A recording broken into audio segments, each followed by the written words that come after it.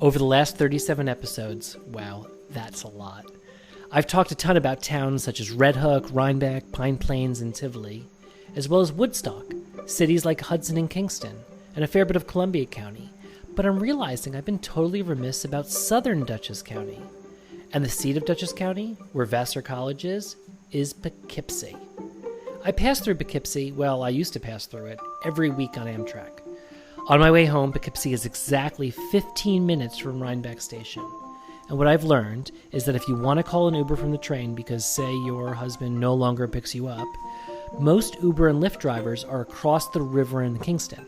So if you don't want to wait around at the station all lonely, waiting for a pickup, you can time it exactly right if you request your Uber or Lyft at the stop in Poughkeepsie. You got to move quick, though, because the signal gets weak after you leave the station. But if it works, then you get to the Rhinebeck station exactly when your driver arrives. Clever, right? Now, about Poughkeepsie. What do I know about it? Well, nothing, actually. So, of course, I Google about it. And what do I learn? Well, for starters, Queen City of the Hudson is its name. That's pretty cool. Once home to 2 whaling companies. And it's also where cough drops by the Smith brothers were once made, which is totally charming. But that's not really enough for the Cidiot. So I do what you would do. I tweet to ask about it. And what I do is I CC at Dutchess History, a feed I follow. It's not long before I get a response from Will Tatum, the Dutchess County historian. It isn't more than 48 hours later that Will sends me a PDF with amazing historical facts about Poughkeepsie, which I am sharing with you today. The first is what I was hoping for, a good Revolutionary War story. As you may already know, the city of Kingston across the city was burned by British forces in October 1777. And Poughkeepsie served as a de facto state capital, hosting several meetings of the state assembly. Number 2, I subscribe to the Poughkeepsie Journal, as I'm sure you do, but I didn't know it launched its first issue in 1785, which makes it the oldest continuously published local newspaper in New York State. Take that, New York Times.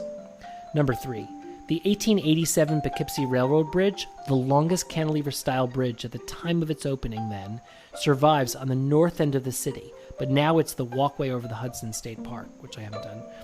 After restoration work to repair damage from a fire in 1973, the walkway opened in 2009, and now it is the world's longest elevated pedestrian bridge.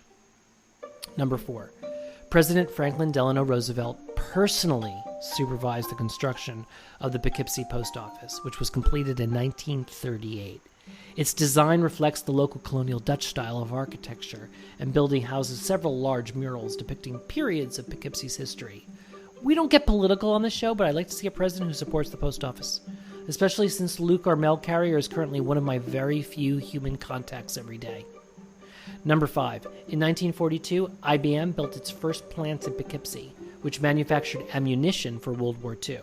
This initial footprint would grow into one of IBM's primary facilities, with satellites at East Fishkill and Kingston. This area is big with roots in tech. So thanks, Will Tatum. We're all going to follow at Dutchess History on Instagram or on Twitter. I cannot get enough of this.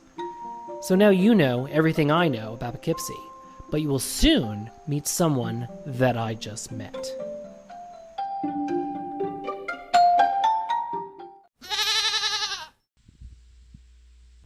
I'm Matt Zucker, and this is Cidiot, learning to live and love life in the Hudson Valley. This season, as you can tell, I'm trying to get closer to the people who live and work here. A few episodes ago, you'll remember meeting Dairo, an Empire regular from the train. I'm also trying to line up farmers to talk to because, well, especially living next to 2 farms and an orchard, I want to know everything about farming without having to do it myself. Today, we're going to talk to a local business owner, Daniel Clark from Prime Print Shop, who's also generous enough to sponsor this episode with a special offer for Cidiot listeners. I'm excited for you to get to know him, to hear his story, his point of view, crazy things one can print, and what he and his wife do with their 5 acres of land. We first talked about Poughkeepsie a bit, including some of the backstory of the walkway over the Hudson, which I've still not done. Are you a Cidiot, or are you a friend of a Cidiot? I am a friend of a Cidiot. I'm a local yokel. I was born in Poughkeepsie and grew up in Pleasant Valley. And to me, growing up, Poughkeepsie was the big city. It was 20 minutes away, and I didn't understand how the roads worked and all that stuff. We would go down to New York for field trips, museums, and whatnot.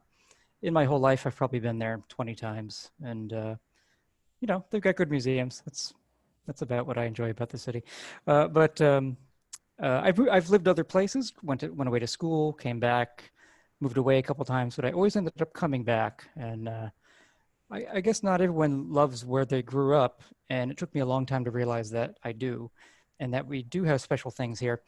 One one example is driving across the Kingston Bridge, going towards Kingston, Yeah. and you're in that silly traffic outside of Rhinebeck, and then you finally get to the bridge, and you can get up to speed, and in front of you, the Catskills rise, and you can see north and you can see south, and I've come to appreciate that as someone who's lived somewhere else and come back, because growing up here, it's just what you saw. It's just the scenery.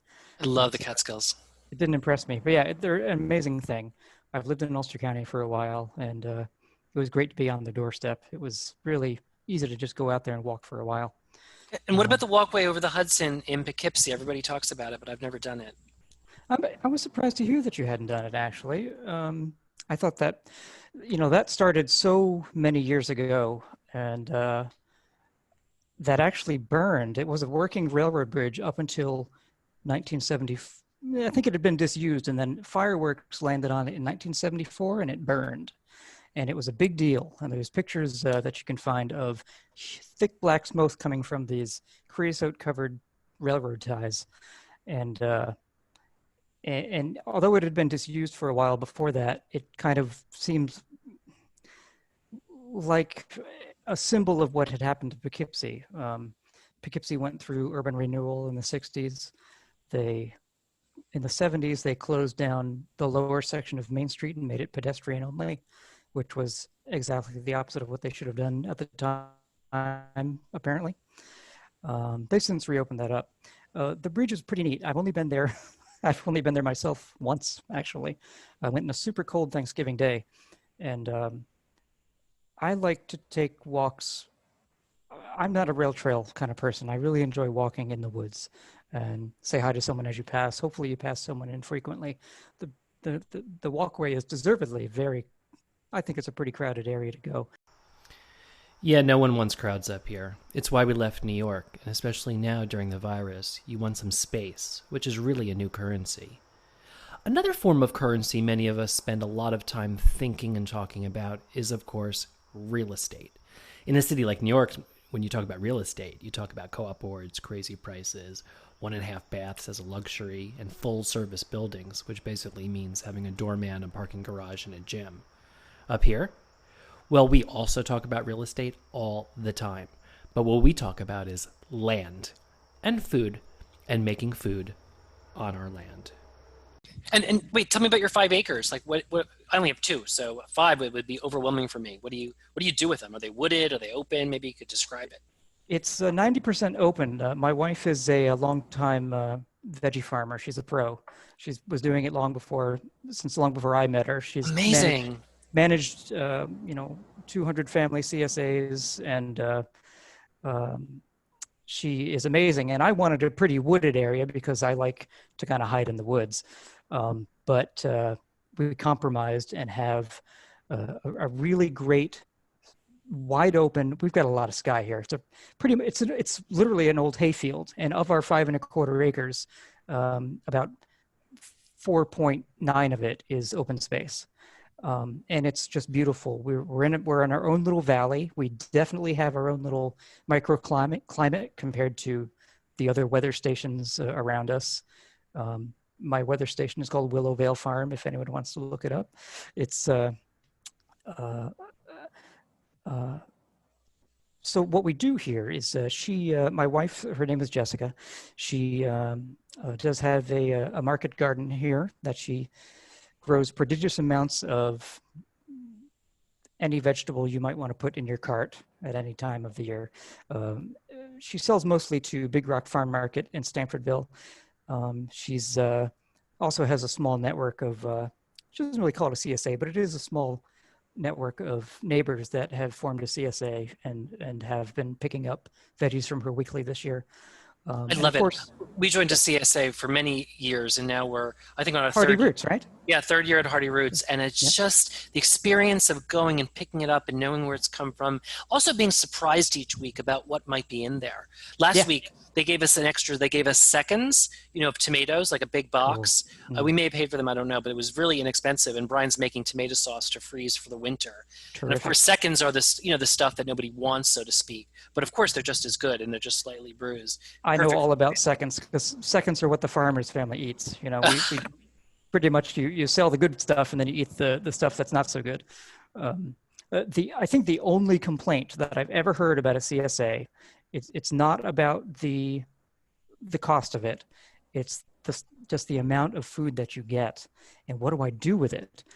So successful CSAs usually will include some type of a recipe card system, or maybe in the weekly email blast they'll give you an idea of what's going to be available this week and what can you do with it. And canning tomatoes is a great way to work with it, because you dollar for dollar you get more food from a CSA than you do if you go shopping at the store. It's really a wonderful system, and you're right there in the middle of where it all happens. Everybody feels good about it, and it's a really cool innovation. And right now, how do you feel about right now what we're all going through? For me, it's very validating to live here and be closer to the food and the supply chain. Yeah. I worry less about it. You having your own vegetable farm must be even more reassuring. It is. It's nice to know that we completely didn't have to worry about the latest warning about onions. I think there was an E. coli warning over the past week about I missed some. that. Yeah. Well, it didn't matter because you get your onions from a local source. But there was, I don't know the name of the national distributor. Every onion that they'd had, sold in the past whatever period of time, you should have gotten rid of because of the risk of E. coli. Anytime there's like a bagged salad risk for E. coli, it really doesn't apply to us either. It's Right now, there's thousands of Cidiots listening to this, throwing out their onions. sorry, Hundreds of onion. thousands. I can hear them now.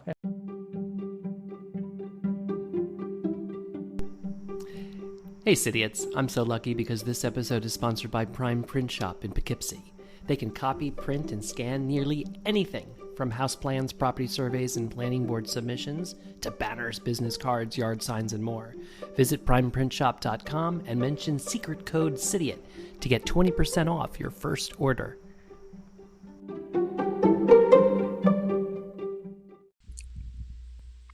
I think it's because I'm in marketing, or perhaps because I'm fairly nosy. But whenever I walk past a business, I always wonder, who goes in there? What do they sell? In a print shop? What goes on in there? So your customers, are they mostly locals? I don't even like that word. Or weekenders, or like who comes in with plans and other kinds of services? The majority are local professionals, architects, engineers, Mm-hmm. attorneys, nonprofits, the colleges, but we certainly do see our share of Cidiots as well, and people who are either building a home in the area or renovating a home in the area. Everybody has to go through the planning board process at some point, and to do that, you need documents. And oftentimes, the architect will take care of that for you. But well, we do. I end up shipping a lot of things down to the city, actually, on the behalf of some architect who's up here. The city dweller is working with an architect that's local, because they know the planning board and they know how it works in town. So I'll ship the plans down to them wherever they are down in the city. We've printed out family trees for people, large, big, Oh, 3 feet by 6 feet. We didn't do the design; they came in with it. But that's a pretty nifty thing to have up on your wall that shows, the whole story. We do a lot of embarrassing photos for people, not naughty photos, but more like maybe someone's going to turn 50, so someone else, a family member or spouse, brings in a baby picture, and we blow it up to 3 foot by 4, so it can really make them feel silly at the party. of course, what I wanted to know from Daniel was what he thought of me, I mean us, as Cidiots. And do you have any advice for folks moving up here, beyond the type that I give, like how to find your town, how to set yourself up, or make friends? What about how to behave? Be kind to your neighbors. I think that's perhaps the universal golden rule that for anyone who might purchase a house somewhere. You have extra tomatoes, take them over to your neighbor. You bake an extra few cupcakes, take them over to your neighbor. It's a good thing. It makes people happy. They won't want to admit it because it sounds very old-fashioned and corny, but it sure is a nice thing to do. I interviewed a fellow Cidiot who was far more advanced than I was, Daro, a few weeks ago, and now I'm talking to someone who's actually from here. So this is a little narcissistic, but what do you think of us, those of us that come up here? And, I was a weekender first, and now I'm full-time hardcore. But what's the perception? Give us the insider view. I think when it comes right down to it, what we have in common is that we like it here. And I love it here. People might dress differently. People drive different cars. People have different catchphrases. But when it comes down to it, we all really enjoy being here, and that's our common ground. We out in the town of Stanford here, it's very rural. It's minimum 5-acre zoning. And we have, many weekend neighbors, some who we're on waving terms to, some who we're on hello terms to, and some we just see, oh, so-and-so is up because the car goes by. We're all here for a reason, and it's a great place to live, and no one should be angry that anyone's here enjoying it. I have my own opinions on every town, every county, but I was curious to hear how someone from here looks at geography. Having lived in both Dutchess County and Ulster County, the bridge is a real divider. I remember growing up, there would be talk of going across the river, or someone's family lives across the river. And it is a psychological barrier, even though there's been a bridge there for 80 or 90 years. Poughkeepsie, having had the railways always, that made a huge difference with the folks who were able to come up here. I mean, Cidiots have been coming up here for a very long time. So I think of Dutchess County as probably a little more well-off. It has more educational institutions. It has several colleges. Yep. Versus Ulster. Ulster County has Woodstock. It has the Catskills. I think of it as a little bit more of a hippier county than Dutchess is. Mm-hmm. Kingston itself Kingston wears a lot of hats, actually, because it's the county seat of Ulster. So it has all the county buildings and the clusters of the professionals there. But it has become Brooklyn of the North. In a way, when I bought my house in Kingston in 2007 and lived there for 9 years. And I moved to Kingston because I really liked how it was a smaller, more manageable city that I felt comfortable living in. Daniel's description of Kingston really touched me because it reminded me that as much as I talk about the city-country divide and the experience of moving up here, the more I realize it's really the New City upstate shift that I'm journaling through this podcast. Up here, you can still have an urban life if that's what you want, whether it's Kingston, Hudson, Newburgh, or Poughkeepsie. It's different than New York City for sure, but they still have many advantages of a city. See, I'm 5 years in and I'm still learning.